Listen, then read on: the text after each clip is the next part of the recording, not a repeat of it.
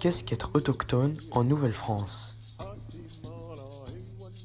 Ville de Québec, 1698, près d'une communauté huronne, tribu alliée des colons français.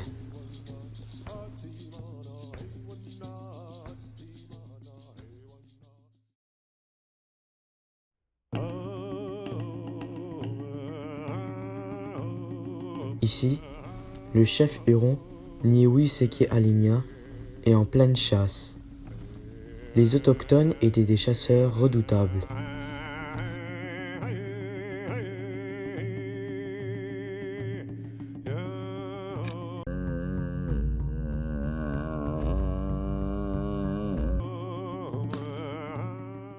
Avant de manger, Niéouï-Séké Alinia fait une prière.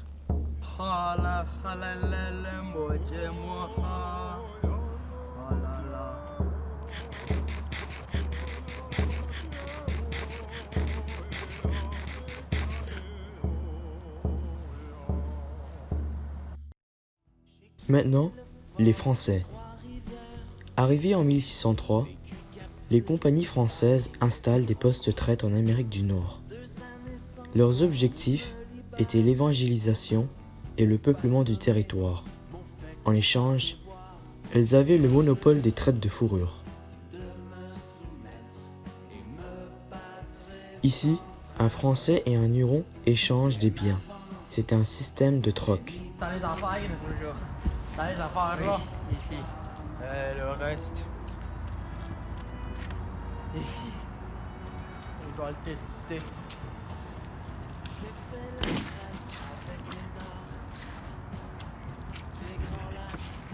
Ah, ça marche bien. Ok, d'accord. Merci, monsieur. De rien. Les produits français ont une influence sur les autochtones. En voici la preuve.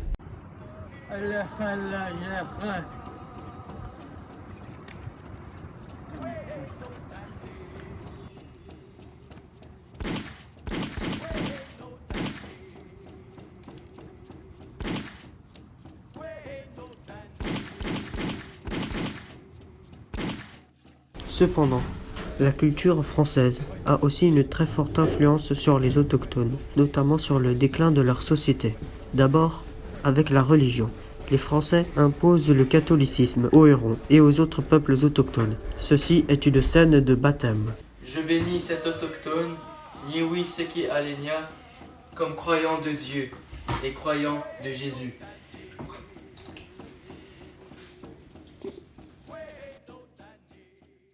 Après, avec le métissage. Les Français font des bébés avec les Huronnes chrétiennes. Ceci est une scène de mariage. Sir Henri Mignon, 69e régiment.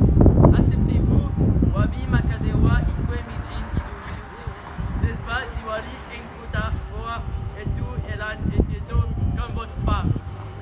Oui, j'accepte. Wabit, Makadewa, Ikwe Midin, Elouilousit.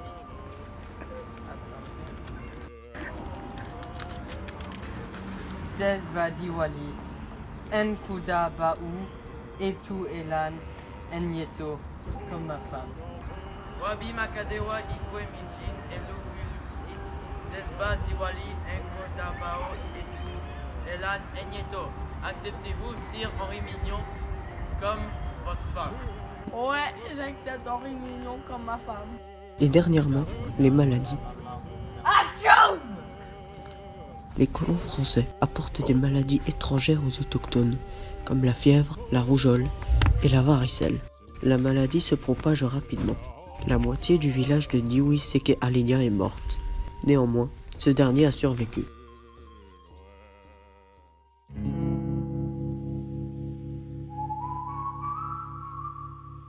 Et un jour, la guerre éclata. D'un côté, les Français et les Hurons. De l'autre, les Anglais et les Iroquois. C'était pour des raisons territoriales, économiques et sociales. Ces guerres étaient souvent engendrées par les guerres de leurs deux métropoles en Europe. Parti à la conquête de l'Ouest, moi qui suis de masse qui longe, pas devant et à toute vitesse, bien campé sur mon cheval dallé, j'organisais des caravanes au risque de les voir détroussés par les Comanches, par les Apaches, Desperados, contrebandiers. Ces fils du désert en cavale, souvent je dû les affronter. Pistolet en guise de courage, vas-y, fonce madame.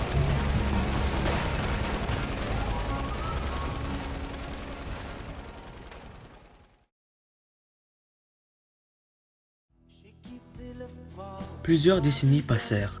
Les autochtones et les Français en avaient marre de faire la guerre. Alors, en 1701, 30 nations amérindiennes se réunirent à Montréal pour signer un traité de paix, la Grande Paix de Montréal. La paix durera jusqu'en 1760, lorsque les Anglais gagneront définitivement le territoire de la Nouvelle-France. Bien avant, les ni Dieu ni maître, ils n'auront pas ma peau.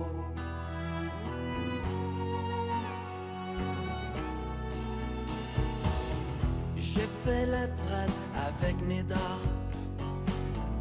des grands lacs jusqu'à la baie du Thon, sans canaux regorgeant du nord. Et c'est pourquoi